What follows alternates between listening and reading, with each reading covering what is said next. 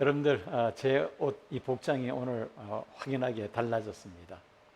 Ya, coba perhatikan ya, baju saya malam hari ini sudah berbeda ya. 한국은 이미 여름철이 시작이 되었습니다. Karena saat ini Korea sudah mulai masuk ke musim panas. 요한계시록 이 온라인 세미나를 지난 1월, 겨울은 가장 한국의 한창 추운 겨울에 요한계시록 그 온라인 강해를 시작했습니다. Kita memulai seminar Kitab Wahyu ini pada bulan Januari saat Korea berada pada musim dingin. 첫 번째 강의할 때는 그때는 한국에 눈이 많이 왔던 그런 때입니다. Dan ketika kita memulai bab yang pertama, waktu itu salju sedang turun dengan derasnya di Korea Selatan. 예, 지금 이제 더운 여름철이 되었습니다.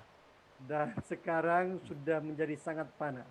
한국의 여름철은 인도네시아만큼 날씨가 덥습니다. Jadi sama seperti Indonesia, pada musim panas pun Korea Selatan sangat panas. 여러분들 제 옷을 입은 거 보면 아마 시원하게 보이실 것 같습니다. Dan mungkin barangkali Bapak Ibu semua melihat baju saya bisa berasa lebih seger gitu.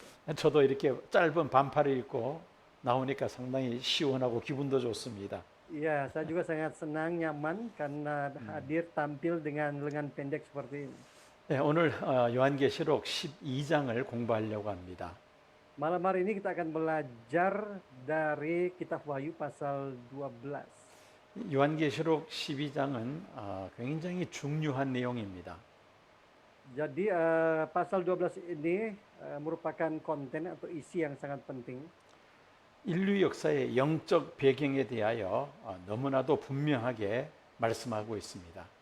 Khususnya perikop ini berbicara dengan sangat jelas tentang sesuatu yang ada di balik sejarah dunia ini.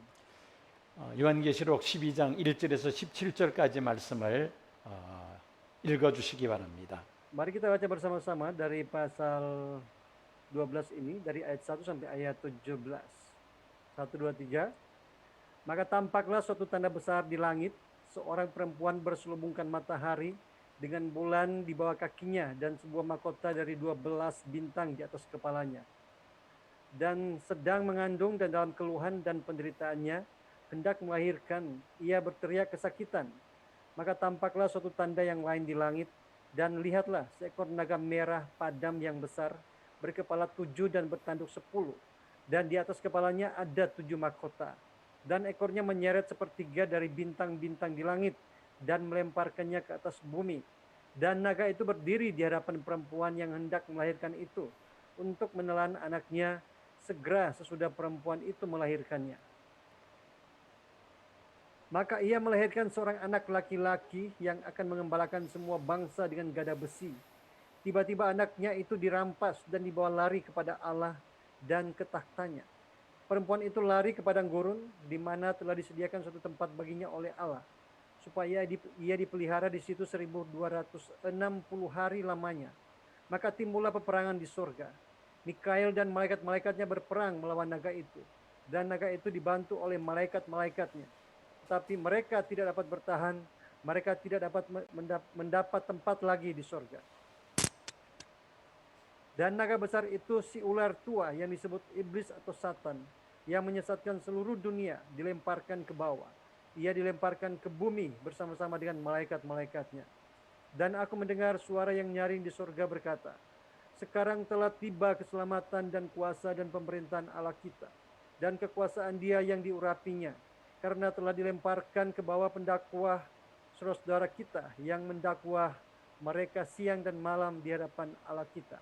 Dan mereka mengalahkan Dia oleh darah anak domba dan oleh perkataan kesaksian mereka, karena mereka tidak mengasihi nyawa mereka sampai ke dalam laut, ke dalam maut. Karena itu bersukacitalah, hai sorga dan hai kamu sekalian yang diam di dalamnya. Celakalah kamu, hai bumi dan laut, karena iblis telah turun kepadamu dalam geramnya yang dahsyat, karena ia tahu bahwa waktunya sudah singkat. Dan ketika naga itu sadar bahwa ia telah dilemparkan di atas bumi, ia memburu perempuan yang melahirkan anak laki-laki itu.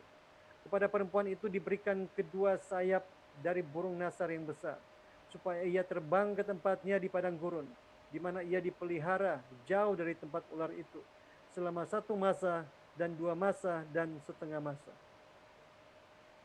Lalu ular itu menyemburkan dari mulutnya air sebesar sungai ke arah perempuan itu, supaya ia dihanyutkan sungai itu. Tetapi bumi datang menolong perempuan itu. Ia membuka mulutnya dan menelan sungai yang disemburkan naga itu dari mulutnya. Maka marahlah naga itu kepada perempuan itu, lalu pergi memerangi keturunannya yang lain, yang menuruti hukum-hukum Allah dan memiliki kesaksian Yesus. Dan ia tinggal berdiri di pantai laut. 아멘. 아멘. 요한계시록 12장을 그림으로 그린 것이 바로 이것입니다. Ya, kalau kita melihat dengan gambar, apa yang kita baca tadi adalah seperti ini. 사도 요한은 요한계시록 12장에서 그가 본 2가지 이상을 기록을 하고 있습니다. Dalam pasal 12 ini, Yohanes melihat 2 penglihatan yang sangat besar. 하나는 해를 옷 입은 한 여인입니다. Yang pertama adalah seorang perempuan berselubungkan matahari. 그리고 다른 하나는 한 큰 붉은 용입니다. Sedangkan yang satu adalah seekor naga merah padam yang besar. 이 2가지 이상이 요한계시록 12장에 사도 요한은 자세하게 기록을 하고 있습니다. Jadi 2 penglihatan ini dicatat dengan sangat detail oleh Rasul Yohanes di dalam pasal 12.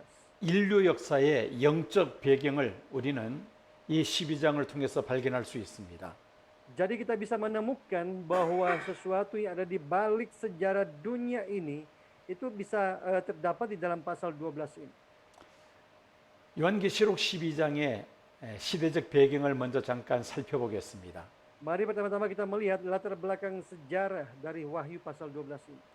사도 요한 당시에 도미티안 황제는 이전에 그 네로 황제보다 더 잔인하게 기독교를 박해했습니다. Jadi pada zaman Rasul Yohanes hidup, waktu itu ada kaisar Romawi yang bernama Domitianus. Dia menganiaya orang Kristen jauh lebih sadis daripada kaisar sebelumnya, yaitu kaisar Nero. 도미티안 황제의 박해로 인하여 사도 요한은 밤모섬에 유배가 되었습니다. Dan karena penganiayaan yang begitu dahsyat waktu itu, sehingga Yohanes diasingkan ke Pulau Patmos. 교회가 박해를 받아야 하는 왜 교회가 박해를 받아야 하는지 또 교회를 통하여 하나님이 하시는 일이 무엇인지 요한이 본 그 하늘의 표적 해를 옷 입은 한 여자와 한 큰 붉은 용을 통해서 깨닫게 하셨습니다. Jadi Tuhan memberikan 2 penglihatan tadi, yaitu seorang perempuan yang berselubungkan matahari dan seekor naga besar merah, untuk menyadarkan mengapa gereja harus menderita penganiayaan dan apa yang Tuhan ingin lakukan melalui gerejanya melalui tanda di surga. 인류 역사의 이면에는 해를 옷 입은 한 여자와 한 큰 붉은 용의 영적 싸움이라는 우주의 비밀이 이 표적 속에 다 담겨 있습니다. Jadi di balik sejarah dunia ini, tanda yang dilihat oleh Yohanes itu mengandung rahasia kosmik dari peperangan rohani antara seorang wanita berpakaian matahari dan naga merah besar. 요한계시록 12장의 중요성에 대해서 설명하겠습니다. Saya akan menjelaskan pentingnya Wahyu 12 ini. 요한계시록 12장은 영적으로 본 인류사 세계사입니다. Ini adalah sejarah umat manusia dan juga dunia dari perspektif spiritual. 요한계시록 12장의 근거는 창세기 3장 15절입니다. Itu berdasarkan pada Kejadian pasal 3 ayat 15. 내가 너로 여자와 원수가 되게 하고 너의 후손도 여자의 후손과 원수가 되게 하리니라는 말씀입니다. Yang berkata, aku akan mengadakan permusuhan antara engkau dan perempuan ini, antara keturunanmu dan keturunannya. 여기서 내가는 하나님을 가리킵니다.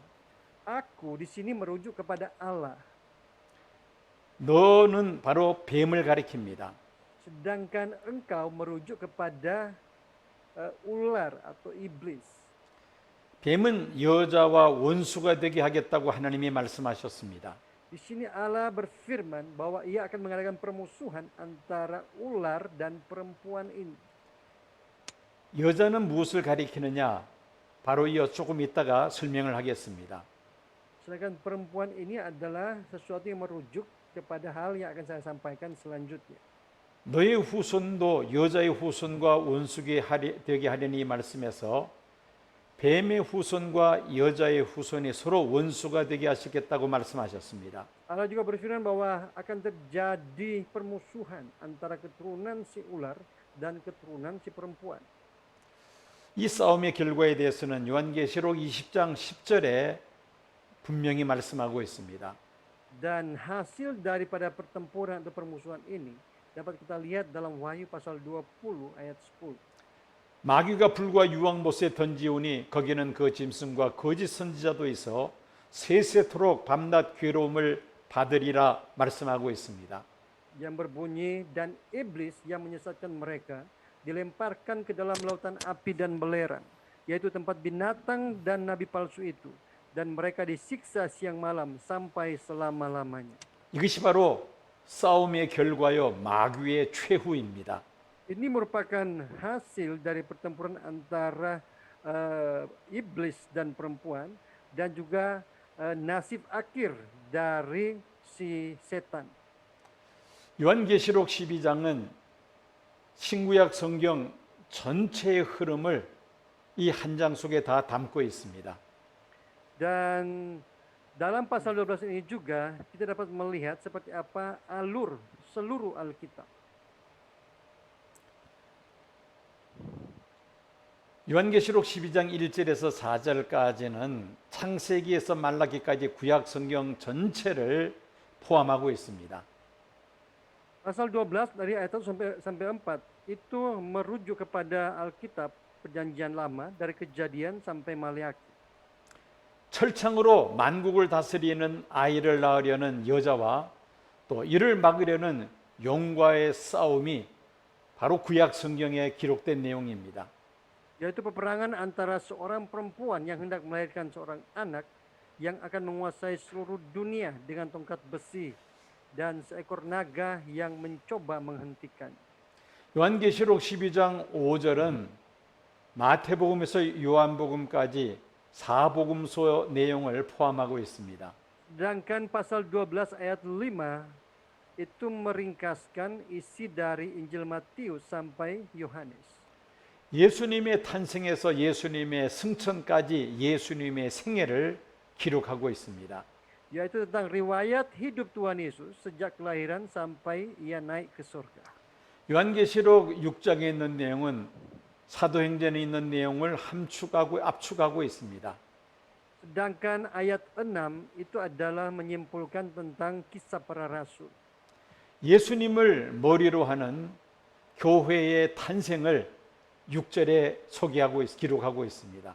Ini menjelaskan tentang kelahiran gereja perjanjian baru dengan Yesus sebagai kepalanya. 7절에서 12절까지 말씀은 골로새서 2장 5절과 누가복음 10장 18절 말씀과 서로 비교해 볼 수가 있습니다. Sedangkan dari ayat 7 sampai 12 itu bisa kita bandingkan dengan Kolose pasal 2 ayat 15 dan Lukas 10 ayat 18. 예수님의 십자가의 죽음과 부활과 승천으로 인한 영계의 큰 변화를 기록하고 있습니다. Itu menjelaskan tentang perubahan besar di dunia spiritual karena kematian Yesus di kayu salib, kebangkitan dan kenaikannya ke surga. 13절에서 16절까지 말씀은 신약교회 2000년사를 담고 있습니다. Sedangkan dari ayat 13 sampai 16 itu berbicara tentang sejarah gereja perjanjian baru. 민수기, 출애굽기, 신명기에 기록된 구약의 광야 교회를 배경으로 신약의 말세교회가 용의 극심한 박해 속에서도 하나님의 보호하심을 받게 될 것을 말씀하고 있습니다. Ya, ayat ini menjelaskan tentang latar belakang gereja perjanjian lama di padang gurun yang bisa kita lihat dalam kitab Bilangan, Keluaran dan Ulangan, di mana pada akhir zaman meskipun berada dalam penganiayaan berat, tetapi gereja Tuhan tetap ada dalam perlindungan Tuhan.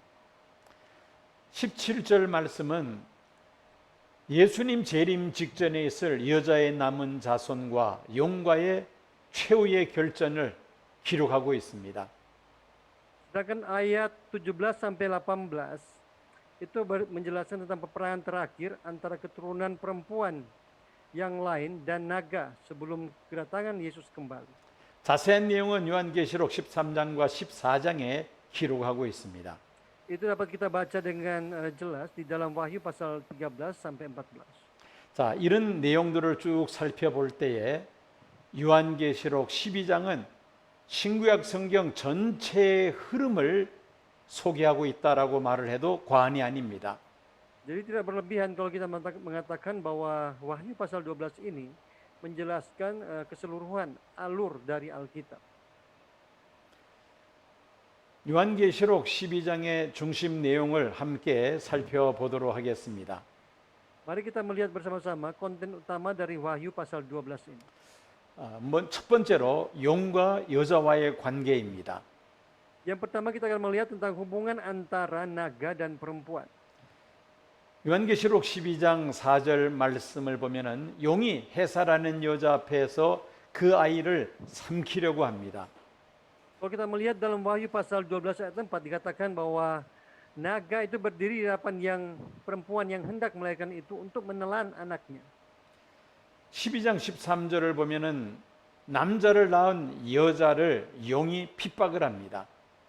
Dan Wahyu 12 ayat 13 mengatakan ia memburu perempuan yang melahirkan. 이것은 교회에 대한 핍박을 말합니다. Ini berbicara tentang penganiayaan terhadap gereja. 계시록 12장 14절을 보면은 여자는 뱀의 낯을 피하여 세 때와 반 때를 양육을 합니다. Di dalam Wahyu pasal 12 ayat 14 dikatakan, di mana ia dipelihara jauh dari tempat ular itu selama 1 masa dan 2 masa dan setengah masa. 15절에 하면은 뱀이 물을 토하여 여자를 떠내려가게 합니다.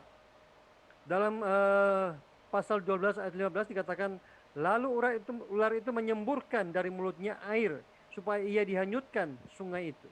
그런데 놀랍게도 땅이 그 입을 벌려 용이 토한 물을 삼킴으로 인하여 여자가 보호를 받게 됩니다. Dalam ayat 12 dikatakan bahwa ia atau bumi membuka mulutnya dan menelan sungai yang disemburkan naga itu dari mulutnya.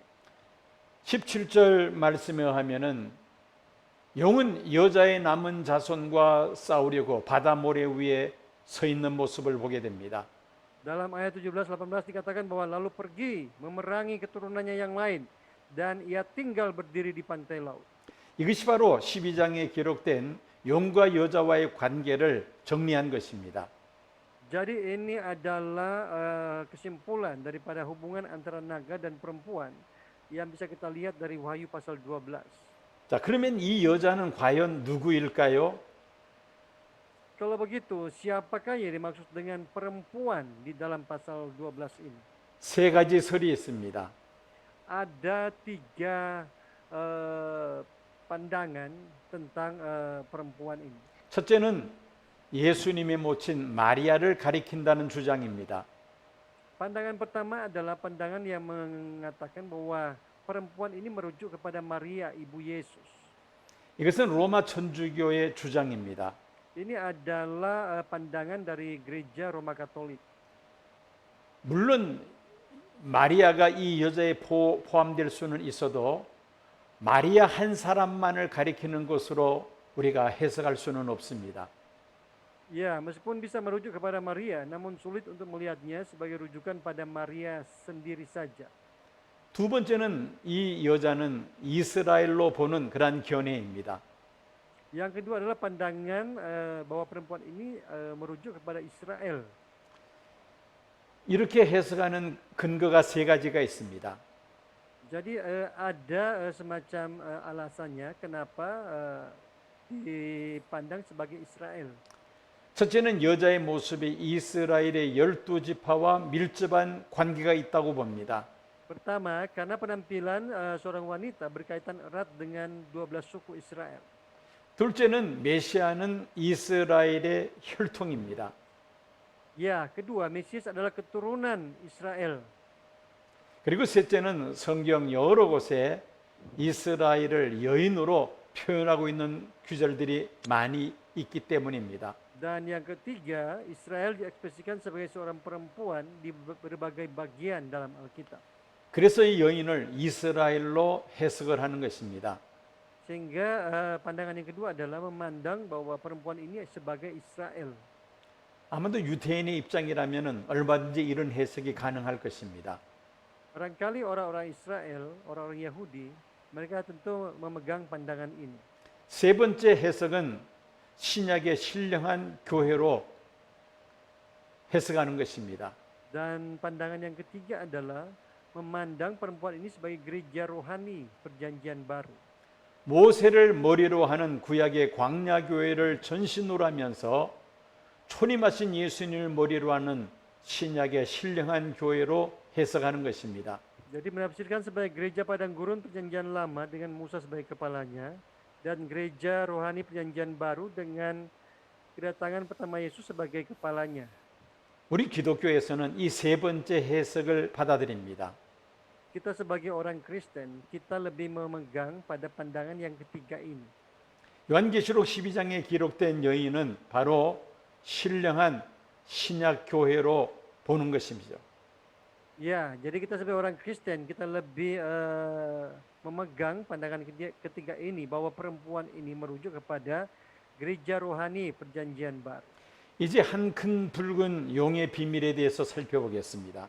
Sekarang kita akan melihat bersama-sama rahasia seekor naga merah besar. 요한계시록 12장 9절과 20장 2절을 보면은 옛뱀이라는 단어가 있습니다. Di dalam Wahyu pasal 12 ayat 9 dan 20 ayat 2, di situ ada kata si ular tua. 에덴 동산에서 아담과 하와를 미혹하여 선악과를 먹게 한 그 뱀을 옛뱀으로 성경은 표현하고 있습니다. Alkitab mengekspresikan ular yang memperdaya Adam dan Hawa untuk memakan buah terlarang di Taman Eden sebagai si ular tua. 한 큰 붉은 용을 옛뱀이라 이렇게 해석할 수 있습니다. Jadi kita bisa menafsirkan bahwa naga merah besar itu adalah si ular tua. 두 번째는 마귀입니다. Yang kedua sebagai iblis. 마귀는 중상자 또는 거짓 참소자입니다. Jadi iblis adalah pemfitnah, juga sebagai pendakwa, penuduh palsu. 하나님의 거룩하신 이의 재판정 앞에서 악의적으로 성도들을 고발하는 참소자가 바로 마귀의 역할입니다. Jadi iblis adalah makhluk yang punya peran untuk menuduh orang-orang kudus di hadapan pengadilan Allah yang benar dan kudus. 이 용을 사탄이라고 부르기도 합니다. Dan ular naga ini juga disebut sebagai Satan. 사탄은 히브리어로 적을 뜻합니다. Satan dalam bahasa Ibrani artinya musuh. 사탄은 하나님과 성도들과의 원수입니다. Musuh Allah dan musuh orang-orang kudus. 사탄은 스스로 존재하는 그런 영적 존재가 아닙니다. Dan Satan adalah makhluk yang tidak ada dengan sendirinya. 스스로 계시는 분은 하나님 한 분밖에 없습니다. Hanya Allah saja keberadaan yang ada dengan sendirinya. 사탄도 하나님의 지으심을 받은 피조물입니다. Satan juga merupakan makhluk ciptaan Allah. 처음부터 사탄으로 지음받은 것은 아니었습니다. Dia sejak awal tidak diciptakan sebagai Satan. 하나님은 악을 창조하실 수 없는 분입니다. Karena Allah adalah Allah yang tidak bisa menciptakan apa yang jahat. 이사야서 14장 12절을 보면은 가장 영광스럽게 창조된 계명성이었다고 기록을 하고 있습니다. Di dalam Yesaya pasal 14 ayat 12 dikatakan bahwa Satan ini adalah bintang timur, ciptaan yang paling mulia dari segala ciptaan. 원래 사탄은 천사였습니다. Jadi Satan sebelum dia menjadi Satan dia adalah seorang malaikat. 천사들 중에서도 가장 아름답고 존귀하게 지음받은 천사였습니다. Malaikat yang diciptakan paling mulia di antara para malaikat. 하나님을 보좌하는 하나님 가장 측근에서 하나님을 모시는 그런 천사였습니다. Malaikat yang dekat dengan Allah, yang melayani Allah di surga. 그런데 그만 교만한 마음이 그 속에 들어갑니다. Tetapi karena dosa kesombongan masuk dalam hatinya. 하나님과 동등시되려고 했습니다. Dia ingin menyamai yang maha tinggi. 하나님을 대적하다가 하늘에서 쫓겨난 타락한 천사, 그가 바로 사탄입니다. Dan pada saat itu dia diusir, dibuang dari surga. Dan dia membawa sepertiga malaikat-malaikatnya dan menjadi Satan. 원래는 가장 영광스럽게 창조된 계명성이었습니다. Jadi pada awalnya Satan adalah bintang timur yang diciptakan paling mulia dari antara malaikat. 교만해져서 하나님을 대적하다가 하늘에서 쫓겨난 타락한 천사, 그가 바로 사탄이라는 것입니다. Tapi karena dia ingin menyamai yang maha tinggi, akhirnya dia diusir dari surga dan dia menjadi Satan. 여기서 이제 사탄의 특성이 무엇냐? 교만이라고 우리가 표현할 수가 있습니다. Jadi kalau kita ditanya apa sih ciri khas dari Satan, itu adalah kesombongan. 잠언을 보면은 교만은 멸망의 선봉이라고 말씀합니다. Ya, di dalam Amsal dikatakan bahwa kesombongan itu mendahului kehancuran. 우리는 교만해지지 않기 위해서 조심을 해야만 합니다. Kita semua harus berhati-hati dengan kesombongan. 교만의 반대는 겸손입니다. Lawan dari kesombongan adalah kerendahan hati. 마귀의 특성은 교만입니다. Kalau ciri khas dari iblis adalah kesombongan, 성도의 특성은 겸손입니다. sedangkan ciri khas dari orang-orang kudus adalah kerendahan hati. 네 번째로 이 한 큰 붉은 용은 온 천하를 꿰는 자 거짓의 아비입니다. Selanjutnya, naga merah besar ini adalah sebagai penyesat seluruh dunia, bapa segala dusta. 아담과 하와 이후 온 인류를 거짓으로 미혹하여 하나님을 믿지 못하게 하고 하나님을 대적하다가 멸망에 이르게 하는 것이 바로 사탄의 역할입니다. Ya, jadi setan ini mempunyai peran untuk memperdaya umat manusia dengan kebohongan sehingga tidak bisa percaya kepada Tuhan dan melawan Tuhan lalu menuju kepada binasa. 하나님은 아담과 하와에게 에덴 동산에 있는 모든 실과는 먹어도 좋지만은 에덴 동산 중앙에 있는 선악을 알게 하는 실과는 먹지 말라. 먹으면 정령 죽으리라고 말씀하셨습니다.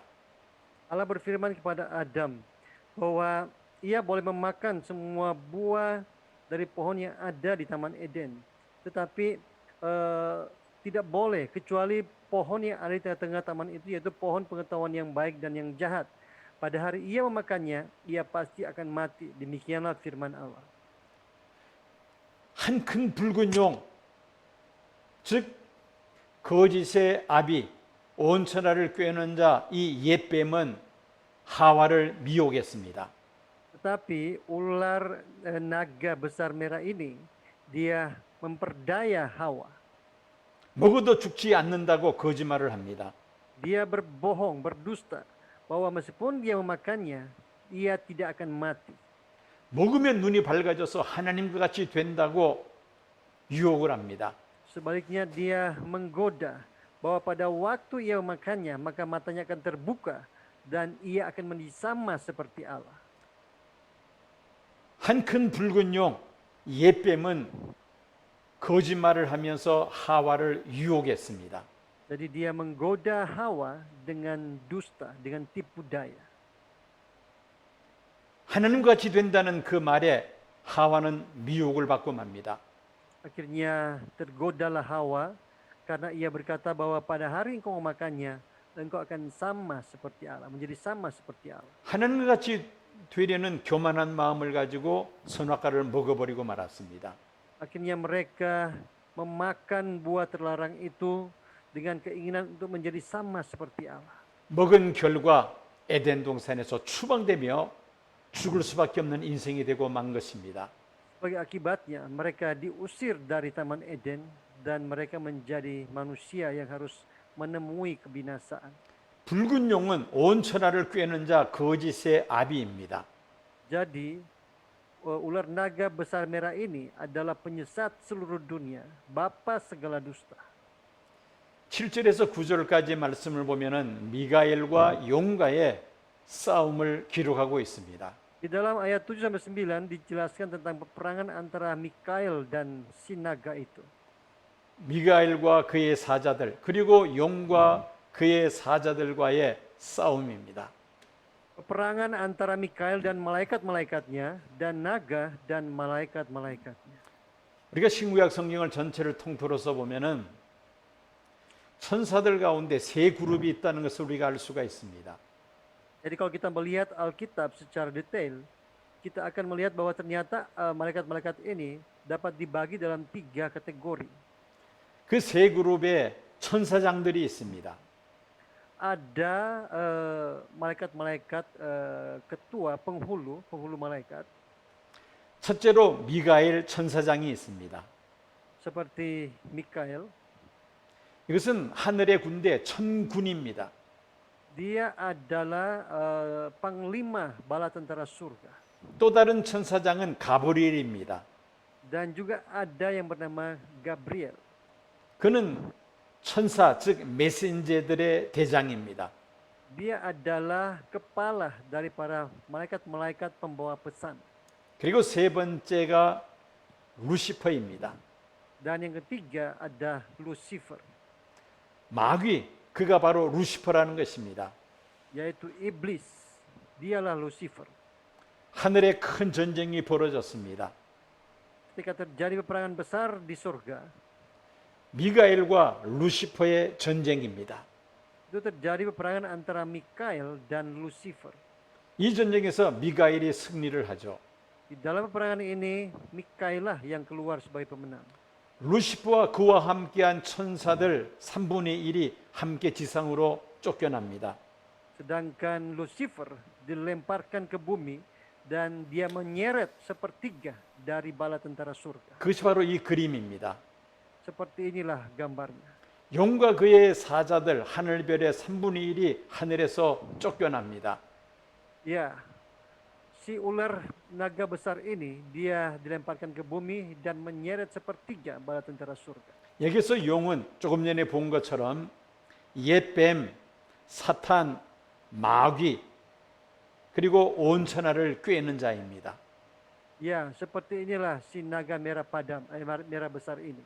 Dia disebut juga sebagai ular tua, sebagai iblis, setan, penyesat seluruh dunia, bapa dusta.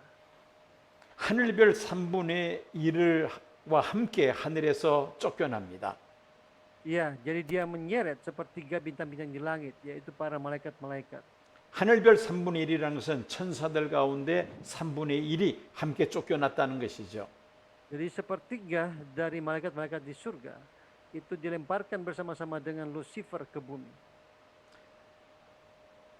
큰 용과 함께 하늘에서 쫓겨난 이 타락한 천사들이 바로 귀신입니다. Dan malaikat-malaikat yang dilemparkan bersama-sama dengan Lucifer ke bumi, mereka lah yang disebut dengan roh-roh jahat. 귀신들의 대장이 바로 루시퍼입니다. Jadi Lucifer ini adalah pemimpin daripada roh-roh jahat. 그를 큰 용, 사탄, 마귀, 온 천하를 꿰는 자라고 부르기도 합니다. Dia disebut sebagai ular naga merah besar, sebagai iblis, sebagai penyesat seluruh dunia, sebagai bapa dusta. 그와 함께한 타락한 천사들이 바로 귀신들입니다.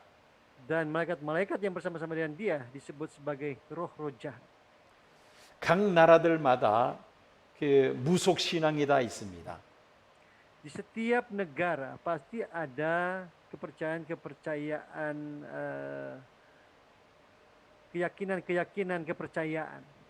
그래서 우리가 샤머니즘이라고 부르기도 합니다. Ya, atau semacam shamanisme. 이 샤머니즘에서는 사람이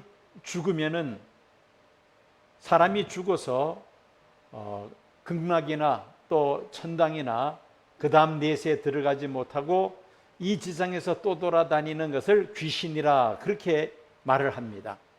Ya, di dalam shamanisme ini diajarkan bahwa orang-orang yang mati dan yang tidak bisa menuju kepada nirvana atau ke surga, maka mereka akan terus berkeliaran sebagai roh-roh jahat.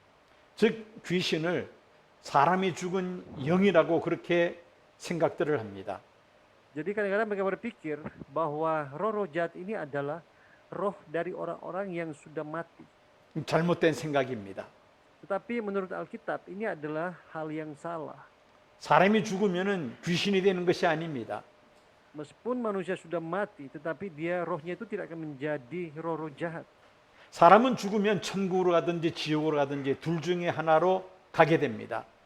Mereka akan ditaruh di satu tempat dan mereka akan menunggu waktunya, apakah akan dilemparkan ke surga atau akan dilemparkan ke neraka. 세상에 또 돌아다닐 수가 없습니다. Mereka juga tidak akan berkeliaran di muka bumi ini. 죽은 사람처럼 행세하는 것은 그 죽은 사람의 영혼이 아니라 귀신입니다. Dan kalau ada seakan-akan roh orang yang sudah mati ini masih bisa berbicara, itu adalah tipu muslihat roh-roh jahat. 타락한 천사 그가 바로 귀신입니다. Para malaikat-malaikat yang dilemparkan ke bumi bersama-sama dengan Lucifer. 사람이 죽어서 귀신이 된다는 것은 그거는 잘못된 생각입니다. Sekali lagi, jangan percaya bahwa roh orang mati yang sudah mati akan menjadi roh-roh jahat. Tidak. 기독교와는 아무 관계가 없습니다. Ini bukan kebenaran Alkitab atau kebenaran Kristen. 그것은 샤머니즘에서 하는 이야기입니다. Ini adalah pengajaran dari Shamanisme. 우리는 이 귀신에 대해서 분명하게 우리가 알아야 합니다. Jadi kita harus jelas di dalam doktrin tentang roh-roh jahat ini. 바로 하늘에서 쫓겨난 타락한 천사들, 그들이 바로 귀신들입니다. Jadi sekali lagi, yang dimaksud dengan roh-roh jahat adalah malaikat-malaikat yang dilemparkan ke bumi. 용과 그의 사자들이 하늘에서 쫓겨나는 모습을 요한계시록 12장 4절에서 볼 수 있습니다. Jadi kita bisa melihat ayatnya itu di dalam pasal 12 ayat 4. 용과 그의 부하들이 하늘에서 쫓겨난 모습을 보면서 찬양하는 내용이 10절에서 12절까지 기록되어 있습니다. Dan di dalam ayat 10 sampai 12 kita bisa melihat konten dari nyanyian kemenangan yang dinyanyikan oleh para malaikat. 하나님의 구원과 능력과 나라와 그리스도의 권세가 이루어짐에 대하여 찬양합니다. Isinya itu adalah tentang penggenapan keselamatan, kuasa dan pemerintahan Allah dan kekuasaan Kristus. 참소자 마귀가 하늘에서 쫓겨난 것을 찬양하고 있습니다. Juga isinya berbicara tentang si iblis pendakwah yang dilemparkan ke bumi. 하늘과 그 가운데 거한 자들, 이긴 자들이 바로 이런 찬양을 하나님께 올려드리는 내용을 10절에서 12절까지 우리가 볼 수 있습니다. Juga tentang surga dan sekalian yang diam di dalamnya, mereka yang menang. 이제 17절을 보면은 용과의 영적 싸움에 대해서 말씀합니다. Ya, dan kalau kita melihat dalam ayat 17 sampai 18, di situ ada peperangan rohani dengan si naga ini. 17절을 보면은 여자의 남은 자손과 싸우려고 용이 바다 모래 가운데 서는 모습을 볼 수 있습니다. Dalam ayat 17-18 dikatakan, lalu pergi memerangi keturunannya yang lain, dan ia tinggal berdiri di pantai laut. 끝까지 성도들을 믿음에서 떨어뜨리려는 사탄의 최후의 발악을 우리가 볼 수 있습니다. Di sini kita bisa melihat ada upaya terakhir Satan untuk menjatuhkan orang-orang kudus dari iman mereka hingga saat terakhir. 용, 즉 마귀는 끝까지 성도들을 믿음에서 떨어뜨리려고 발악을 합니다. Jadi Satan ini dia akan berusaha untuk terus menjatuhkan iman orang-orang kudus. 세상 마지막 때는 적그리스도를 통하여 성도들을 믿음에서 떨어뜨리려고 할 것입니다. Pada akhir zaman melalui antikristus dia akan berusaha menjatuhkan orang-orang kudus dari iman mereka. 여자의 남은 자손과 용과의 싸움에 대해서 좀 더 자세하게 살펴봅니다. Mari kita melihat bersama-sama peperangan keturunan perempuan yang lain dan si naga ini. 바로 17절에 기록된 내용입니다. Ini juga terdapat dalam ayat 17 tadi. 더불어 싸우려고 바다 모래 위에 섰더라는 말씀이 있습니다. Dikatakan bahwa lalu pergi memerangi keturunannya yang lain dan ia tinggal berdiri di pantai laut. 여기서 바다는 세계 열국을 가리킵니다. Laut di sini artinya semua bangsa. 모래는 수많은 백성들을 의미합니다. Sedangkan pantai ini merujuk kepada banyak orang, banyak umat. 큰 용이 바다 모래 위에 섰다는 것은 세계 열국과 백성들을 자기 전략기지로 삼고 하나님의 자녀들과 싸우겠다는 것을 의미하고 있습니다. Ya, di sini katakan bahwa naga itu berdiri di pantai laut, artinya ia menjadikan bangsa-bangsa dan manusia sebagai basis strategis untuk berperang melawan anak-anak Tuhan. 그러나 교회는 이미 보장된 승리를 믿고 하나님 나라 확장 운동에 최선을 다할 것입니다. Iya, tapi gereja percaya pada kemenangan yang sudah dijamin. Jadi gereja harus melakukan yang terbaik untuk kebangunan kerajaan Allah. 마귀에 대한 두 가지 잘못된 양극단이 있습니다. C.S. Lewis dia pernah menjelaskan tentang dua ekstrim yang salah tentang iblis. C.S. 루이스의 이야기입니다. Ini disampaikan oleh C.S. Lewis. 한번 내용을 좀 읽어주시기 바랍니다. Mari kita baca apa yang dia tulis ini bersama-sama. 1, 2, 3. Ada kekeliruan yang setara dan bertentangan mengenai iblis yang bisa menjatuhkan manusia. Pertama ialah tidak mempercayai keberadaan mereka. Yang lain mempercayai, memikirkannya secara berlebihan dan tertarik kepada iblis pada tingkat yang tidak sehat. Iblis sendiri sama-sama menyenangi kedua macam kekeliruan itu. Ia mengeluh-elukan seorang materialis atau seorang penyihir dengan kegembiraan yang sama. 영국의 문학가요 소설가인 C.S. 루이스의 이야기입니다. Ya, ini adalah tulisan dari seorang sastrawan yang sangat terkenal di Inggris yang bernama C.S. Lewis. 스크루테이프의 편지라는 글 속에서 C.S. 루이스가 이런 말을 남겼습니다. Pada bagian awal dari bukunya yang berjudul The Screwtape Letters, dia menulis perkataan ini. 사람들은 마귀에 대한 두 가지 잘못된 생각을 가지고 있다는 것입니다. Artinya bahwa manusia memiliki dua kesalahan ekstrim tentang iblis. 첫째는 마귀는 없다는 그런 생각입니다. Yang pertama bahwa manusia berpikir bahwa iblis itu tidak ada. 눈에 보이지 않는 것은 존재하지 않는다는 그런 생각을 전제로 한 것입니다. Manusia berpikir bahwa sesuatu yang tidak terlihat mata itu tidak ada. 특별히 20세기 과학이 발달한 세상에서 마귀는 더 이상 존재하지 않는다고 그렇게 생각하는 사람들이 바로 잘못된 생각이라는 것이죠. Khususnya memasuki abad ke-20, banyak orang-orang yang berpikir bahwa kejahatan itu tidak ada karena tidak terlihat mata. Tetapi ini adalah pemikiran yang salah. 두 번째 잘못된 생각은 마귀에 대해서 지나치게 두려워하는 것입니다. Sedangkan pemikiran kedua yang salah adalah memikirkan tentang si iblis ini secara berkelebihan. 마귀라는 말만 들어도 부들부들 떨며 무서워하는 사람이 있습니다. Dan tertarik kepada iblis pada tingkat yang tidak sehat. 이것도 마귀에 대해서 잘못된 생각을 가지고 있는 사람이죠. Ini juga merupakan ekstrim lain daripada kesalahan tentang iblis. 마귀는 이런 생각들을 가진 사람들을 좋아합니다. Dan seperti ditulis oleh C.S. Lewis bahwa iblis sama-sama menyenangi kedua macam kekeliruan seperti ini. 마귀는 이런 생각을 가진 사람들을 자기 마음대로 조종을 합니다. Dia dapat mengendalikan orang-orang yang memiliki kedua pemikiran yang ekstrim seperti ini. 마귀는 반드시 존재합니다.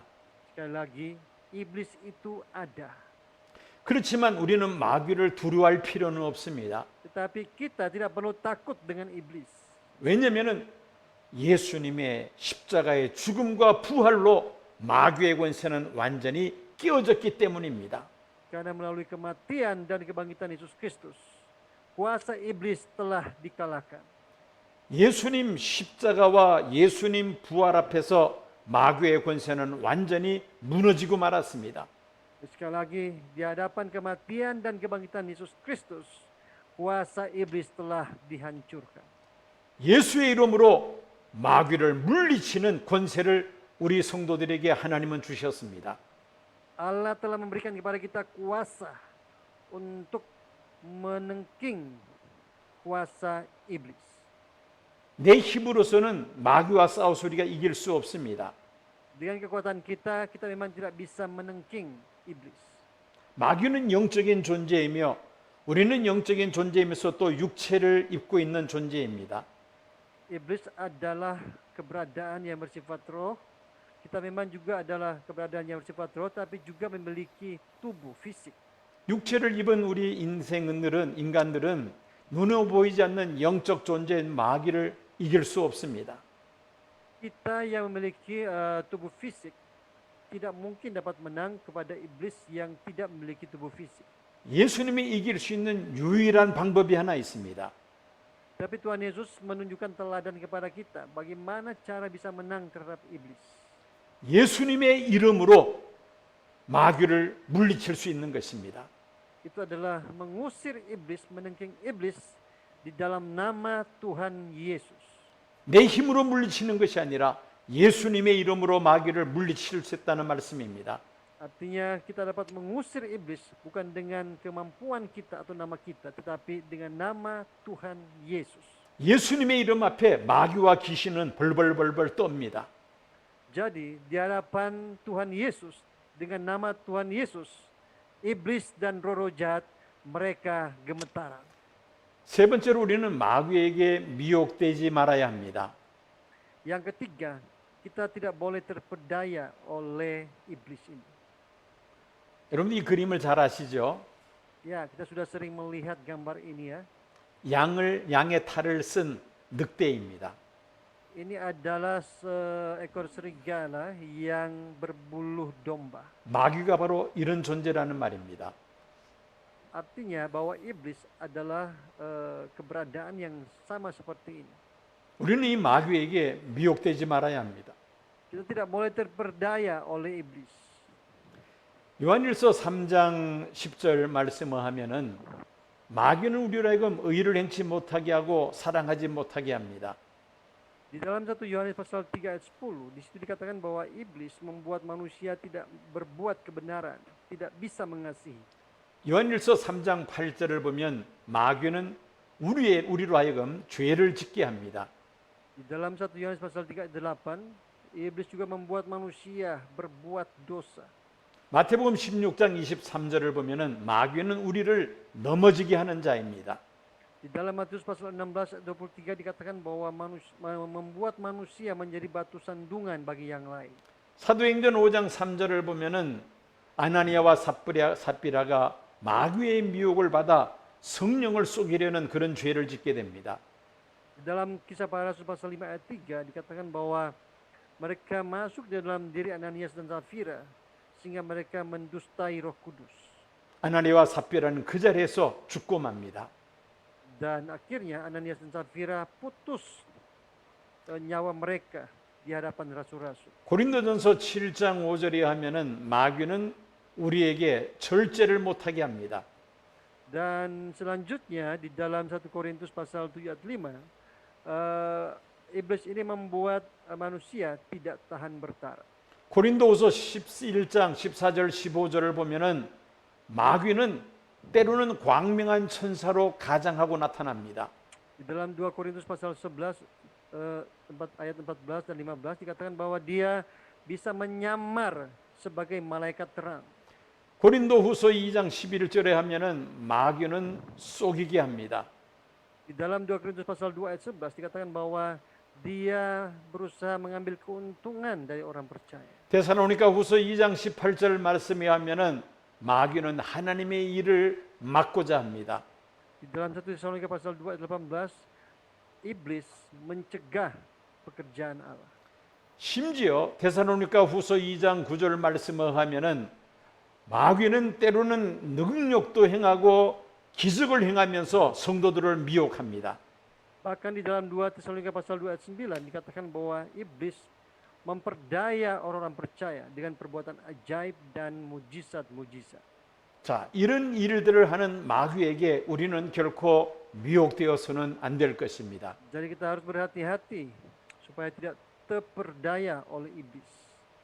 영적 싸움에 이기기 위해서 반드시 우리가 해야 할 일이 있습니다. Jadi kita harus tahu apa yang kita lakukan agar menang dalam peperangan rohani. 첫째는 마귀가 틈을 타지 못하게 해야 합니다. Pertama, jangan beri kesempatan kepada iblis. 두 번째는 하나님의 전신갑주로 무장해야만 합니다. Yang kedua, kita harus memperlengkapi diri kita dengan seluruh perlengkapan senjata Allah. 오른편에 있는 저 그림, 당시 로마 제국의 병사들의 무장한 모습입니다.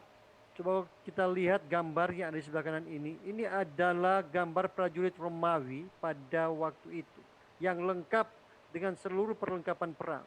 에베소서 6장을 보면은 하나님의 전신갑주에 대해서 자세하게 소개하고 있습니다. Di dalam Efesus pasal 6, di situ dijelaskan tentang perlengkapan senjata Allah. 영적 싸움에 이기기 위해서는 영적으로 하나님의 전신갑주로 무장해야 한다는 말입니다. Agar supaya kita menang di dalam peperangan rohani, kita harus memperlengkapi diri kita dengan seluruh perlengkapan senjata Allah. 그리고 마지막으로 하나님께 순복하고 마귀를 대적해야 합니다. Dan yang terakhir, untuk menang dalam peperangan rohani kita harus tunduk pada Allah. 야고보서 4장 7절 말씀을 읽어 주십시오. Mari kita baca Yakobus 4 ayat 7, 1, 2, 3. Karena itu tunduklah kepada Allah dan lawanlah iblis, maka ia akan lari daripadamu. 때로는 성도들 가운데 하나님께는 불순종하고 또 마귀에게 순종하려는 그런 사람들이 있습니다. Ya, kadang-kadang di antara jemaat-jemaat ada orang-orang juga yang taat kepada Allah, tunduk kepada Allah, tetapi juga tunduk kepada iblis. 그렇게 하면은 마귀의 종이 될 수밖에 없습니다. Jika kita hidup seperti ini, kita akan menjadi budak daripada iblis. 반대로 하나님께 복종하며 마귀를 대적할 때에 마귀는 우리를 피할 것이라고 말씀하고 있습니다. Alkitab dengan jelas berkata, kita harus tunduk kepada Allah dan lawan iblis, maka ia akan lari dari kita. 마귀와의 영적 싸움에서 이기기 위해서는 마귀가 틈을 타지 못하게 해야 합니다. Jadi untuk bisa menang dari peperangan rohani, kita harus jangan memberi kesempatan kepada iblis. 하나님의 전신갑주로 무장해야 합니다. Memperlengkapi diri kita dengan seluruh perlengkapan senjata Allah. 하나님께 복종하고 마귀를 대적해야 합니다. Dan kita harus tunduk pada Allah dan lawan iblis. 이렇게 할 때 우리는 마귀와의 영적 싸움에서 승리할 수가 있습니다. Dengan demikian kita bisa menang di dalam peperangan rohani melawan iblis. 이 마귀와의 영적 싸움에서는 이미 성취된 승리를 성경은 약속하고 있습니다. Alkitab sudah berjanji bahwa peperangan kita melawan iblis ini adalah peperangan yang sudah memberikan kemenangan yang sudah digenapi. 사도 요한은 요한계시록 12장을 계시받을 때에 밤모섬에서 유배 생활하고 있을 때였습니다. Ya, Rasul Yohanes menulis kitab Wahyu ini saat dia ada di pembuangan di Pulau Patmos. 사도 요한은 하늘의 두 이적을 통해서 인류 역사의 영적 배경을 깨달을 수가 있었던 것입니다. Melalui dua penglihatan yang dia lihat di dalam pasal 12 ini, dia menyadari apa yang ada di balik sejarah dunia ini.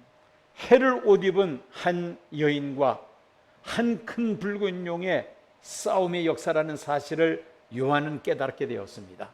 Yohanes menyadari bahwa sejarah dunia ini adalah sejarah peperangan antara perempuan yang berselubungkan matahari dengan seekor naga merah besar. 이 영적 싸움의 결과도 이미 사도 요한은 알고 있었습니다. Dan Rasul Yohanes juga sudah mengetahui seperti apa hasil daripada peperangan ini. 해를 옷 입은 여인의 승리를 사도 요한은 이미 내다보고 있었던 것입니다. Rasul Yohanes juga sudah memandang bahwa perempuan yang berselubungkan matahari, dialah yang akan keluar sebagai pemenang. 요한계시록 12장에 있는 내용은 다시 한번 성령의 감동을 받은 사도 요한은 미래에 일어날 사건이지만 너무나도 확실하기 때문에 과거 시제로 표현하면서 이미 성취된 승리를 요한계시록 12장에서 기록하고 있습니다. Jadi Rasul Yohanes sudah mengetahui lebih dulu apa yang akan terjadi pada saat terjadi peperangan antara keturunan perempuan dengan si naga merah besar ini. Karena itu dia menulis apa yang ada dalam pasal 12 ini dengan masa lampau, dalam bentuk masa lampau. 장차 이기게 될 것이다가 아닙니다. Ya, dia tidak menulis bahwa perempuan yang berselubungkan matahari akan menang, tidak. 사도 요한은 과거 시제로 요한계시록 12장을 기록하고 있습니다.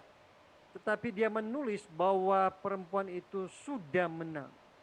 이유는 이미 성취된 승리로 봤기 때문에 그 시제를 미래형으로 하지 않고 과거 시제로 기록을 했던 것입니다. Alasannya karena dia melihat kemenangan yang sudah digenapi itu. Karena itu dia dengan sengaja dia menulis ini bukan dalam bentuk future tense, masa yang akan datang, tetapi dalam bentuk masa lampau, past tense. 요한계시록 12장 전체 내용을 오늘 우리가 살펴보았습니다. Malam hari ini kita sudah melihat bersama-sama keseluruhan dari isi pasal 12. 아마 앞으로 여러 주를 걸쳐서 이 문제를 좀 더 자세하게 여러분들에게 설명하도록 하겠습니다. Ya, dan beberapa minggu ke depan saya akan terus berusaha menjelaskan bagian ini secara lebih detail lagi kepada Bapak Ibu semua. 인류 역사의 영적 배경을 너무나도 뚜렷하고 분명하게 우리에게 말씀하고 있습니다. Tadi pasal 12 ini secara detail berbicara kepada kita seperti apa latar belakang dari sejarah dunia ini. 해를 옷 입은 한 여인과 한 큰 붉은 용의 싸움의 역사입니다. Itu adalah sejarah peperangan antara perempuan yang berselubungkan matahari dengan seekor naga merah besar. 하나님은 교회를 통하여 우리를 불러주셨습니다. Allah memanggil kita semua sebagai gerejanya.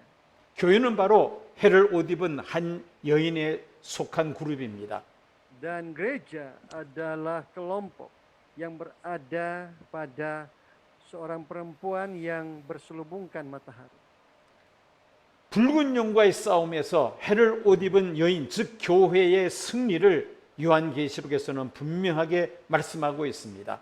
Dan selain itu juga Rasul Yohanes juga menulis bahwa akhir daripada peperangan itu adalah kemenangan dari perempuan yang berselubungkan matahari. 이 승리의 확신을 가지고 마귀와의 영적 싸움에서 승리하시는 저와 여러분들이 되어야 할 줄로 믿습니다. Jadi mari miliki keyakinan bahwa kita sudah menjadi pemenang sehingga kita semua tampil sebagai pemenang-pemenang di dalam setiap peperangan yang kita lalui. 기도하겠습니다. Mari kita berdoa. 하나님 감사합니다. Terima kasih Bapa. 요한계시록 12장을 통하여 참으로 해를 옷 입은 여인과 한 큰 붉은 용의 영적 싸움의 비밀을 저희들 깨닫게 하신 것 감사드립니다. Terima kasih malam hari ini kami boleh menyadari, kami boleh memahami apa yang ada di balik dari peperangan antara perempuan yang berselubungkan matahari dengan naga besar yang merah. 이 영적 싸움의 승리를 우리가 확신하면서 마귀와의 영적 싸움에 넉넉히 이기는 자들이 되게 하여 주옵소서. Jadikan kami semua orang-orang yang memiliki keyakinan bahwa di dalam peperangan yang akan kami lakukan, kami semua akan keluar sebagai pemenang. 교회를 삼키고자 하는 이 악한 영적 세력과의 싸움에서 넉넉히 이기는 자가 되게 하여 주옵소서. Jadikan kami semua sebagai pemenang-pemenang terhadap segala pekerjaan iblis yang ingin menghancurkan gerejamu. 코로나 팬데믹의 이 어려운 상황에서도 넉넉히 이기는 자가 되게 하여 주옵소서. Khususnya di tengah-tengah era pandemi COVID-19 ini. Tolong kami semua agar kami boleh tampil sebagai pemenang-pemenang di hadapan Tuhan. 예수님 이름으로 기도드립니다. Di dalam nama Tuhan Yesus kami berdoa. 아멘. Amin. 아멘. 감사합니다. 아멘. terima kasih.